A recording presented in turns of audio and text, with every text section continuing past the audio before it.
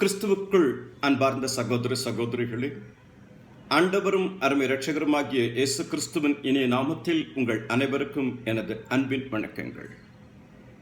இந்த நாளிலே அடியனுடைய இல்லத்திலிருந்து உங்களை சந்திப்பதில் மிக்க மகிழ்ச்சி அடைகிறேன். பரலோகத்தின் தேவன் தாமே உங்கள் ஒவ்வொருவரையும் அபரிமிதமாக ஆசீர்வதிப்பாராக. இந்த நாளிலே கர்த்தர் போதிக்கிறவர் என்று சொல்லி ஒரு சிறிய தியானத்தை உங்களோடு கூட பகிர்ந்து கொள்ள இருக்கிறேன். சங்கீதம் 32:8 சொல்லுகிறது, நான் உனக்கு போதித்து நீ நடக்க வேண்டிய வழியை உனக்கு காட்டுவேன், உன்மேல் என் கண்ணை வைத்து உனக்கு ஆலோசனை சொல்லுவேன். நம்முடைய தேவனுக்கு ஒரு பெயர் போதகர், ரபி என்று சொல்லுவார்கள். யோவான் சுவிசேஷத்தில் ஏறத்தாழ ஒரு 10-12 முறைக்கு மேலே பார்க்கலாம் இயேசுவை ரபி என்று அழைப்பதை. நாம் ஜெபிப்போம். பரலோக பிதாவே, சர்வ வல்லமையுள்ள மகாபெரிய தேவனே, பரத்திலிருந்து கொடுக்கப்பட்டால் வழியே ஒருவனும் ஒன்றையும் உம்மிடத்திலிருந்து பெற்றுக்கொள்ள மாட்டான் என்ற வாக்கின் பிரகாரமாக நீர் பெருகவும் நாங்கள் சிறுகவும் வேண்டும். இந்த தியானத்தை ஆசீர்வதித்துக் கொடுங்க. இயேசு கிறிஸ்துவின் மூலம் ஜெபிக்கிறேன் பிதாவே, ஆமேன் ஆமேன். கர்த்தருக்குள் அருமையானவர்களே, நம்முடைய தேவன் போதிக்கிறவர். 3 காரியங்களை ரத்தின சுருக்கமாக உங்கள் முன்வைக்க பிரயாசப்படுகிறேன், ஆவியானவர் ஒத்தாசையோடு. முதலாவது, நம்முடைய தேவன் பேச வேண்டியதை போதிக்கிறவர். எப்படி சொல்லுவார்கள்? அர்த்தமில்லாத பேச்சை காட்டிலும் அர்த்தமுள்ள மௌனம் சிறந்தது.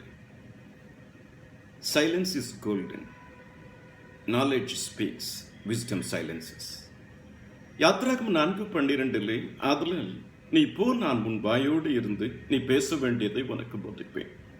முதலாவது, கர்த்தர் பேச வேண்டியதை போதிக்கிறவர். அநேக வேளைகளில் நாம் எதை பேச வேண்டும் என்று நினைக்கிறோமோ அதை பேசுவதை விட்டு மற்றவையெல்லாம் பேசிக்கொண்டிருப்போம். இது எனக்கு கூட அநேக முறை ஏற்பட்டிருக்கிறது. சில வேளை பிரசங்கத்துக்காக எல்லாம் தயார் பண்ணி வைத்திருப்பேன், ஆனால் என்ன பேச வேண்டுமோ அதை விட்டுட்டு வேற எதையாவது பேசிக்கொண்டிருப்போம். பிறகுதான் உணர்ந்தேன், பேச வேண்டியதை போதிக்கிறவர் இயேசு. பேசுகிறவர் நீங்கள் அல்ல, பிதாவின் ஆவியானவரை உங்களிலிருந்து பேசுகிறார். ஒரு முறை இறையியல் கல்லூரியிலே முடித்து ஒருவர் ஒரு சபைக்கு ரெவரண்டாக புதுசாக அப்பாயிண்ட் பண்ணப்பட்டார். அவர் முதல் வாரத்திலே சபை மக்களுக்கு ஒரு செய்தி கொடுக்கிறார். இன்றைக்கு நான் உங்கள் மத்தியிலே திருச்சபையும் அரசியலும் என்று பேசப் போகிறேன் என்று சொல்லி அவர் பேசினார் உற்சாகத்தோடு. அவருக்கு ஒரு சின்ன கடிதம் ஒன்று வந்தது. சின்ன கடிதத்தில் இப்படி எழுதி கொடுத்தார்கள் கமிட்டியிலிருந்து, ஐயா, இயேசுவை காண விரும்புகிறோம். 2வது வாரம் அவர் வந்து ஒரு மெசேஜ் கொடுக்கிறார், இன்றைக்கு திருச்சபையும் மதமும் என்று சொல்லி உங்களோடு கூட போதிக்க போகிறேன். திரும்பவும் அதே போல், ஐயா, இயேசுவை காண விரும்புகிறோம். 3வது வாரம் திருச்சபையும் சமுதாய சூழ்நிலைகளும் என்று சொல்லி பேசினார். சபையில் இருக்கிற அநேகர் ஐயா, இயேசுவை காண விரும்புகிறோம். பிறகு அவர் உணர்ந்தார், என்ன 3 வாரமாக இயேசுவை காண விரும்புகிறோம், இயேசுவை காண விரும்புகிறோம். பிறகு அவர் கண்ணீரோடு அழுது முழங்கால் படிட்டு உபவாசத்தோடு ஜெபிச்சு அடுத்த வாரம் வந்து நின்று அவர் பேசுகிறார். தன்னுடைய அனுபவ சாட்சியை சொல்லி பரத்திலிருந்து கர்த்தர் அவருக்கு என்ன ஜபத்தில் உணர்த்தினாரோ அதை சொல்லுகிறார். அன்றைக்கு தேவ செய்தி ஆசீர்வாதமாக இருந்தது. காரணம் என்ன? பேச வேண்டியதை போதிக்கிறவர் கர்த்தர். பேசுகிற நீங்கள் அல்ல, பிதாவின் ஆவியானவரை உங்களிலிருந்து பேசுகிறார். அதில் நாம் என்ன பேச வேண்டுமோ அதை நாவில் போடுகிறது தேவன். அதில் நாம் ஆண்டவரிடத்தில் கேட்டு பெற்றுக்கொள்ள வேண்டும். 2வது, கர்த்தர் பிரயோஜனமாய் இருக்கிறதை போதிக்கிறவர். இஸ்ரவேலரின் பரிசுத்தரும் அதன் மீட்பருமாகிய கர்த்தர் உரைக்கிறது என்னவென்றால், பிரயோஜனமாய் இருக்கிறதை உனக்கு போதித்து நீ நடக்க வேண்டிய வழியில் உன்னை நடத்துகிற கர்த்தர் நான். கர்த்தருக்குள் அருமையானவர்களே, கர்த்தர் போதிக்கும் போது பிரயோஜனம் இருக்கும். Lord teaches what is profitable to us, to you and me. பவுலடிகிறார் பிலமோன் நிருபத்தில் எழுதும் போது, ஒனிசிமஸ் முன்னே பிரயோஜனம் இல்லாதவன், இப்போது உமக்கும் எனக்கும் பிரயோஜனம் உள்ளவன். When God teaches, He teaches what is profitable to us. அதுதான் தேவன் போதிக்கிறது. அதனால்தான் தேவன் இவ்வாறு சொல்லுகிறார். மத்தேயு 11:29 இயேசுவின் இதயம் என்று சொல்லுவார்கள் அந்த வசனத்துக்கு. நான் சாந்தமும் மனத்தாழ்மை உள்ளவனுமாக இருக்கிறேன். என் முகத்தை உங்கள் மேல் ஏற்றுக்கொண்டு இடத்தில் கற்றுக்கொள்ளுங்கள். கர்த்தருக்குள் அருமையானவர்களே, நம்முடைய தெய்வன் நமக்கு எது பிரயோஜனமோ அதை போதிக்கிறவர்.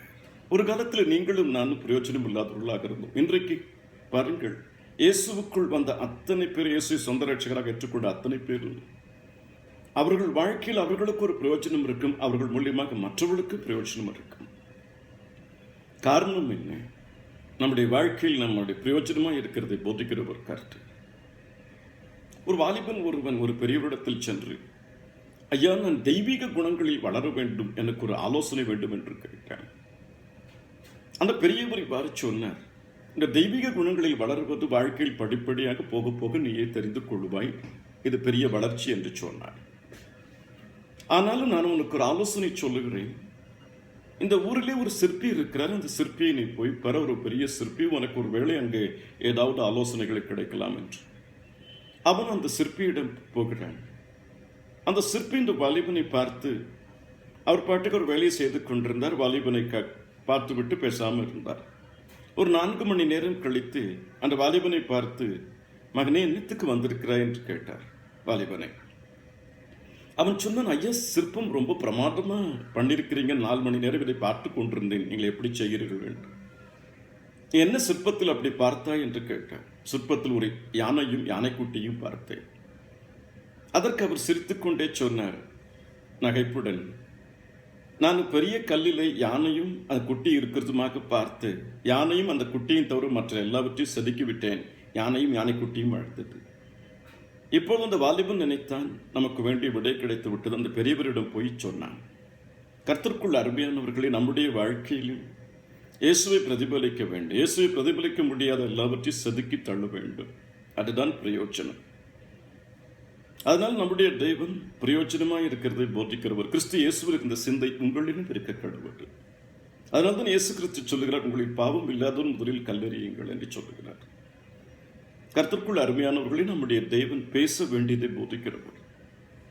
நம்முடைய தெய்வன் பிரயோஜனமாக இருக்கிறதை போதிக்கிறவர். 3வது, நம்முடைய தெய்வன் நன்றாய் போதிக்கிறவர்.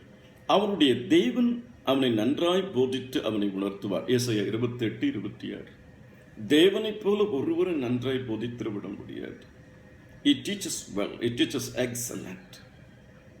ஆண்டவர் நன்றாய் போதிக்கிறவர்.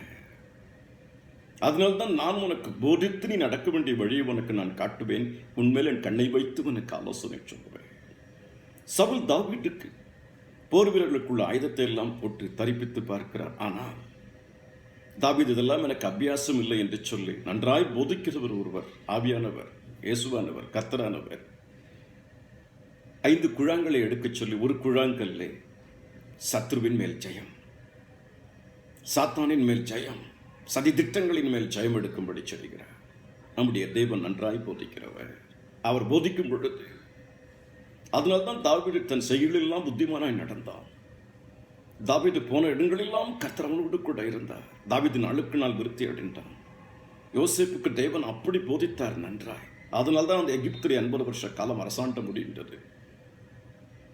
அதே போல் தான் தானியேலை நன்றாக போதித்தார். அதனால்தான் அவ்வளவு பெரிய பதவியிலே உட்கார்ந்து இருக்க முடிந்தது.